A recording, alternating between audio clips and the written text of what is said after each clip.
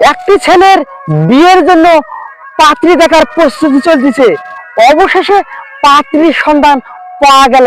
তখন ছেলেটি তার কিছু গার্জেন নিয়ে ছেলে সহকারে চলে যায় মেয়ের বাড়িতে। মেয়ের বাড়িতে যখন ছেলেটি গেল, ছেলেটি যদি অন্য কোথাও চয়েস থাকতো তাহলে কিন্তু ছেলেটি মেয়ে দেখতে যেত না। ছেলেটির কোনো মনে কিছু নেই, ছেলেটির মন ফ্রেশ বিদায় কিন্তু মেয়েকে দেখতে গেছে। যখন মেয়েকে দেখতে গেছে মেয়ের বাড়িতে, মেয়েকে দেখার পরে অনেক আলাপ সালাপ করার পরে মেয়েকে মাশাআল্লাহ পছন্দ হয়ে গেছে।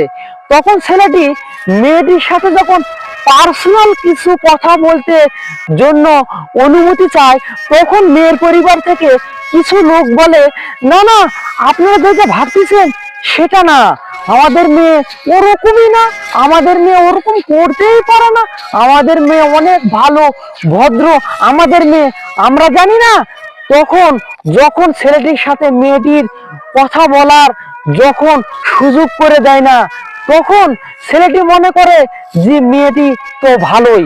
এরকম করে যখন পরিবার বলতেছে, তখন ছেলেটি হ্যাঁ বলার সময় মেয়েটির সাথে ছেলেটির যখন বিয়ের দিন তারিখ ঠিক হয়ে যায়, অবশেষে বিয়ে হয়ে গেল।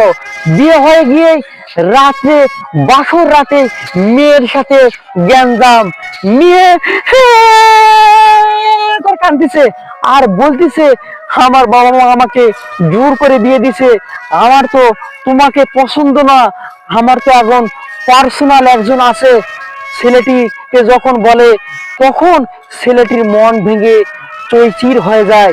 ছেলেটির দুনিয়াটি তখন ঘুরতে থাকে।